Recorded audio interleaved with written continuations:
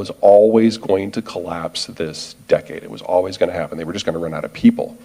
The Ukraine war is simply speeding it up. And check out China.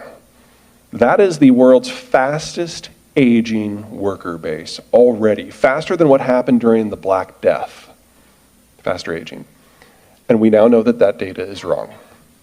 The Chinese are now admitting publicly, if grudgingly, that they overcounted their population by in excess of 100 million people. And all the missing millions would have been born since the one-child policy was adopted 40 years ago, meaning that the missing millions are all aged 40 and under.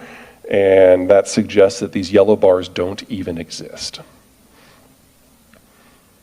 This is not a country in demographic decline.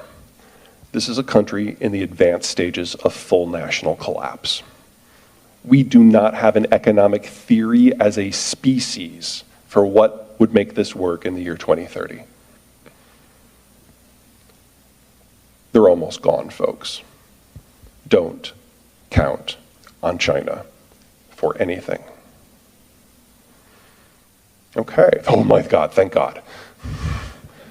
Mexico is the healthiest demography, not just in the rich world, but in the advanced developing world. It's better than Brazil, it's better than Turkey or Indonesia or India. And courtesy of Donald Trump, we're bolted together at the hip because of NAFTA 2. There are a lot of things about Trump I was not a fan of, in case that didn't shine through. NAFTA 2 was done brilliantly, and the hard work's behind us. It's already operationalized, it's already implemented, it's already ratified, and it's already showing up in the data. Here's some labor costs. These are a number of Southeast Asian countries that I think very fondly of. I think they're going to do very well in the world to come. Here are our Mexican partners right in the middle, very competitive, and here are the Chinese. If the preliminary data from this year proves true, and I think it will, by the end of this calendar year, Chinese labor on average will cost 3 times that of Mexican labor, but the Mexican laborer will have a better skill set. Let me give you an idea of just how much better. This is an export map. This is Peruvian data. Everything on the left is what Peru exports, primarily raw commodities. Everything on the right is where they go, primarily East Asia. This is right middle of the road for the developing world and for Latin American specific, very average. This is what we consider to be manufactured goods. It's 3% of the total export portfolio. Again, middle of the road. Here's Mexico. You compare the value of the product that comes out to the value of the inputs that go in. Mexico is the most highly value-added economy on the planet. They have a larger work base with a better skill set and better industrial plant than the entirety of Central Europe. And they're our partners. They are our #1 trading partner. That is a position they are unlikely to give up in our lives. All right, let's talk manufacturing. I'm going to go way over. I'm so sorry. I love a good matrix. So if you're at the bottom of this, you are looking at a supply chain that'll fit on the back of a cocktail napkin. If you're in the top, you probably need a staff of 20 and you're going to break Excel keeping track of things. If you're on the left, most things today are based on the Chinese system. If you're on the right, it's already done within NAFTA. So a couple of examples. First, energy. American production, American workers, American finance, American steel, American pipes, American downstream, American processing, and primarily American consumption. Pretty straightforward. Oh my God, the smartphone. The iPhone has 1,400 parts, each with their own supply chain network. 91% of those supply chain networks touch China in some way. This is the last iPhone, folks. You probably want to buy 2. It's going to take them 5 years to relocate their supply chain somewhere else. I know that the iPhone 14 is not all that, but you know, if you want an Apple, you're running out of time. I get mine Tuesday. Here's everyone else. All right, I'm going to go through a few of these.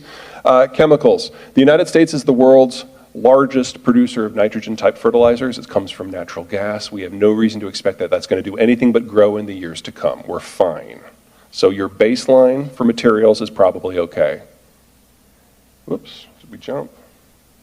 Let me go back. There we go. Anything that moves on a wheel. Now, there is a clause within NAFTA 2 that says about 80% of all the components that go into any vehicle sold within North America have to be made in North America. And the American big three automakers are already above that threshold, and the Asian ones are rapidly catching up. The Europeans have a ways to go, so there's going to be some consolidation in the space. You want to play in automotive, you've got an opportunity for some network effects here. Heavy vehicles are a problem. Now, it's farm equipment, construction equipment, and so on. All the big manufacturers of heavy vehicles were like, oh, well, you know, Trump's an asshat and he's going to be gone soon, so let's just ignore it, pay the tariffs, and then when he's gone, we'll just go back to how we were doing and building most of this stuff in China. Biden made it very clear, less than a month into his job, that nope, we're keeping every single trade policy that Donald Trump gave us. We're just going to put it through a really good grammar checker. And there's a scramble now to bring all this stuff back as quickly as possible. That's now doubled and tripled because of what's going on in China and Germany. There's a very real risk here that we won't have a lot of the equipment that we need for the next 2 to 3 years as this works itself out. AKA another opportunity. Semis. Low end, medium quality, high end. The high end we make. We make 57% of all semiconductors by value. And we are buttressed by Japan, South Korea, and Taiwan. The mid-quality, things that go into like aerospace and automotive, that is primarily Thailand, that is primarily Malaysia. That's where our shortage is. The low end, the Internet of Things, your singing popcorn machine, that's exclusively made in China. That's the stuff that's going away. The problem is that the 20% of the global neon that doesn't come from Ukraine and Russia, it comes from China. So there's a risk here that the only chips we're going to be able to get a year from now are the ones that I would argue we don't really need. And the technical term for this sort of disconnect between supply and demand and security issues is fuck. Oops, wrong button. Now you'll notice I've highlighted electronics. With the Chinese going away, a lot of the electronics manufacturing in the United States, a lot of the electronics manufacturing in the wider world has to come here if we want it. The problem is to make manufacturing work, you need different qualities of labor. And that means you need high end for the software and medium quality for the wiring and lower quality for like the die cast.